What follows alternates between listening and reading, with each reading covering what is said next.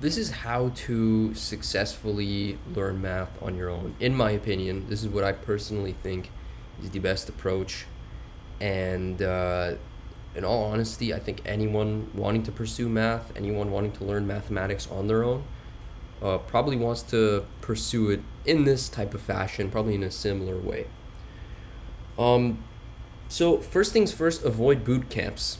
That's the number one thing. Avoid any sort of private courses taught by anybody because, truth be told, there's no one that's a better teacher than either the professors that have written the books or the hundreds of years of scientists and mathematicians that have written the book on this subject that you want to learn about, right? So, first things first, avoid people online as as what's it called? What's the best word to describe? Like social media guys, basically. Don't worry about the um, social media and social influencers on like YouTube and stuff like that trying to teach mathematics. I mean, listen, a couple of them are really good. I personally really like K Theory.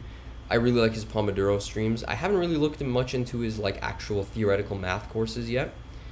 Like I haven't seen his stuff on like homology and representation theory stuff. But his stuff is pretty good. And there is a little bit of a caveat I'll say that like if someone's doing their postdoc or someone's in the middle of their PhD and they're making YouTube videos on mathematics, on second thought you can give a little leniency here, a little bit of a nuanced take. They probably, they're teaching it, they're probably using a book, or they have the huge conglomerate of information that they've learned from professors in their field, and the best professors in their field more often than not. And so when they're teaching it, they're actually giving like a very educated topic. Don't listen to people who, in my opinion, are like an undergrad and they're teaching a topic, not because the undergrad isn't smart or because they don't know it, but in my opinion, because, you don't really want to risk your knowledge being taught by someone who's an undergrad. I'm just saying this, like, this isn't like me dissing the undergrads, but it's like, let's be real, right? You don't want to see an undergrad come up into the class and teach people, right? This is just like a factual thing, right? Like you really don't want that. Um, so yeah, like so that's step number one, right? Before I continue any further, listening to people, right, with a valid background, that's 100% okay.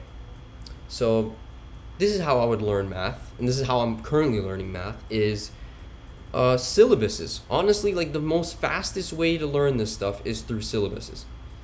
You go search up any sort of course you want to pick, like a path or a roadmap you want to go on to. All you need to do is look at the syllabus, look at the book that they use, and really try your best to find a university or a course which has assigned problems or even assignments, and just do them by yourself. Um, I know this is going to be like a hot, very, very, very hot take with regards to AI and stuff like that. But one of the biggest things I think that will literally help aid mathematicians, especially people trying to learn this stuff on their own, get ahead of the class, and try fully understanding and consolidating the information, is by using, AI, right? It is by using an additional aid. Now, I'm not saying to use the additional aid to help you with regards to like answering problems for you. This is basically like cheating, right? Like you're basically looking at the answer and then just writing down the answer. You don't really want to do that. I highly advise against that. And honestly, I wouldn't even advise it to assign problems for you. I would literally just keep the assigned problems to, assignments and whatever is taught on the syllabus, whatever's put on the syllabus. But I would say if you have some sort of like consolidating type of information you want, right? Like if you want to be like, okay, like I get this idea about like extending fields, but like what does this mean with regards to this theorem about like an algebraic root or whatever, right? Or an algebraic element. Like, I don't really understand the step in the theorem that they did here. Like, why did they do that? It is, vastly better than having to wait like 2 to 3 weeks for a professor to tell you, or if you're learning math on your own without a professor or not even in school, this is gonna help age you 10 times more, right? It'll be like, okay, like I can basically ask something that has the knowledge of every single book of this specific field, fed into its like trillion parameter like LLM, that to then give you like a nice coherent version of this theorem. And I'll make another video on the usage of AI in mathematics and computer science because I'm on the fence about it, right? I do think that with regards to learning, it's a definitely huge aid in learning. I think that there's a lot of AI cope with regards to like, oh, this solved like a problem, and people are like, oh, dude, this solved the problem, and it's actually a really easy problem. It's a really easy open problem. Like, dude, this is hindsight is 2020 like crazy with these types of people. No, like these aren't easy problems because they're open problems to begin with. Like when it's an open problem, it means not an easy problem. So yeah, there is a little bit of an AI cope kind of going on. However, on the other hand, I do believe that like the material science aspect of it, I do believe the energy consumption from it is absolutely horrendous. The environmental impact is absolutely horrendous with them. And I do think that like the aim for a lot of these AI companies, or at least a lot of these CEOs that are like blatantly anti-human and anti-life, are like trying to essentially destroy learning and like make people dumber, because they're not really advertising it as like a educational aid. Like it's like trying to advertise it as like a thinking aid. Educational aid and thinking aid are completely different things. Like educational aid is like, I'm having really deep trouble with like a foundational aspect of this theorem, and I want to know if my point of view is actually correct. Like I want to know if the point of view I'm thinking about is correct. You normally ask a professor about this, and you normally do questions on this, but the thing that I have is, you don't want to waste questions. The questions are like gold, That's another thing about like learning on your own that I'm going to add as well on top of learning about the syllabus is you have to treat every single question like it is 100% gold. Because a question is literally an indicator on whether you can apply the knowledge and use it correctly. So think like there's only finite number amount of these problems per chapter. You don't really want to waste it and look at the problem, look at the answer, and then now you're just memorizing the thing. And then now you go into a different problem and now you completely mess it up. So, a little sidetrack outside of the AI talk, but that's like another thing that's a additional thing to learn. But anyways, back to the AI talk. The environmental impact is absolutely horrendous, and it does defeat the purpose of thinking as a human being. Like if you just put everything through a LLM and then it just gives you a response back. So, I would highly advise when you're using this type of stuff, only use it for when you have actual like stumped part of a theorem that you don't know about. And you use it obviously for proof verification, right? I mean, they're making a whole entire machine learning model for math actually, called Lean. And that is literally to help aid in like proving math theorems and like verifying if math theorems are properly done.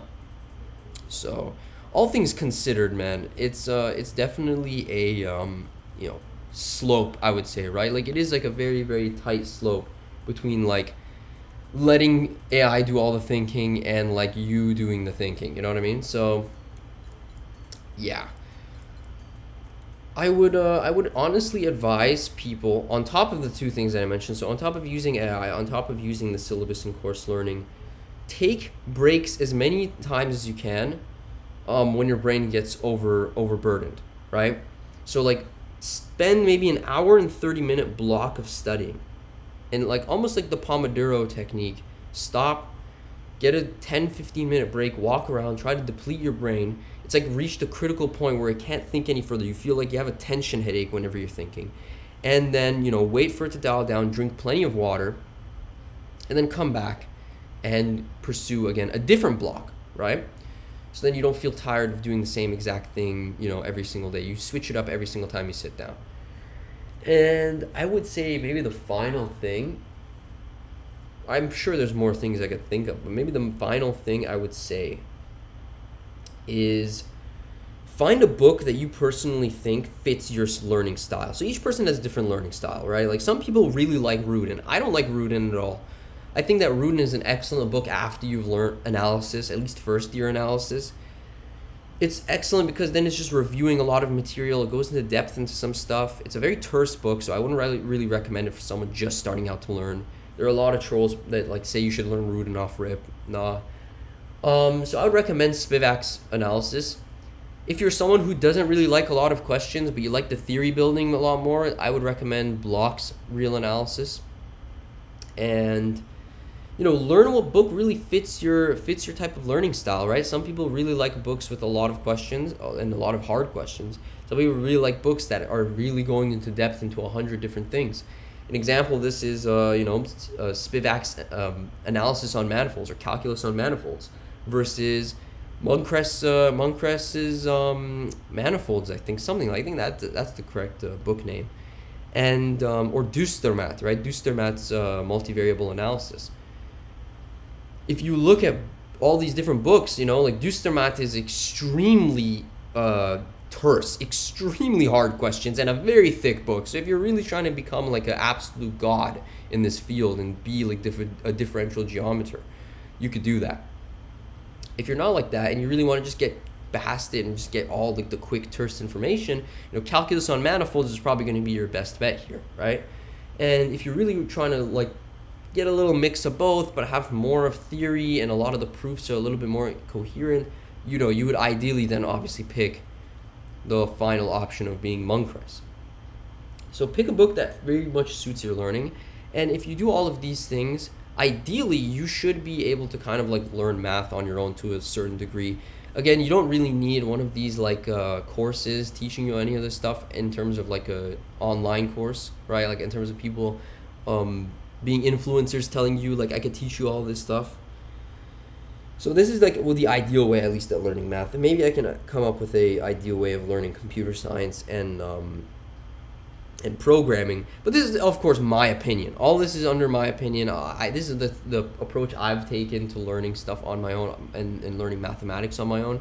I am also in math for a degree, so it's like, I'm not coming from a point of like zero knowledge either, or like zero like motivation. Like I am ideally trying to motivate myself by like learning all the material for my university, but this applies to also self-taught learning, right? Like I did this before actually going into my degree. So if anyone else has any questions, like if you have a book that if you wanna recommend for me to talk about or review, put any sort of comment below.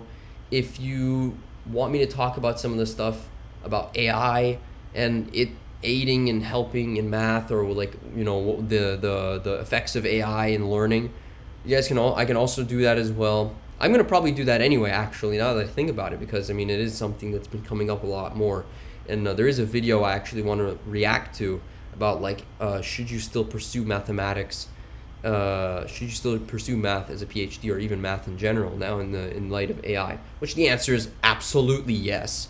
But I'll get to that. So yeah, let me know what video you guys want me to make next time, and I'll add that to the list of videos I'm gonna make.